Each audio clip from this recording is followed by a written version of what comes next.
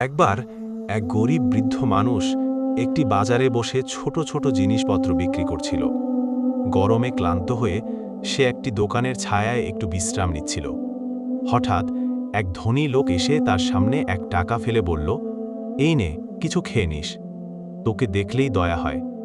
বৃদ্ধ লোকটি সেই টাকার দিকে তাকালো, তারপর ধনীর চোখে চোখ রেখে বলল, আমি অভাবী হতে পারি, কিন্তু আমার ঈমান এত সস্তা না যে তাচ্ছিল্য করে দেওয়া এক টাকায় বিক্রি করব। আপনি যদি সদয়ভাবে দিতেন আমি নিতাম, কিন্তু এখন এই টাকা আমি নেব না। লোকটি অবাক হয়ে গেল। লোকজন জড়ো হয়ে গেল। ধনী লোকটি তখন নিজের ভুল বুঝতে পারল। সে এসে বৃদ্ধের কাছে ক্ষমা চাইল এবং অনেক সাহায্য করতে চাইল। বৃদ্ধ বলল, ঈমান, আত্মসম্মান আর ধৈর্য, এই তিনটি জিনিস যার আছে সে কখনো হারবে না। আল্লাহর ওপর ভরসা রাখলে অভাবও একদিন নেয়ামতে পরিণত হয়। মানুষের ঈমান এবং আত্মসম্মান সবচেয়ে বড় সম্পদ।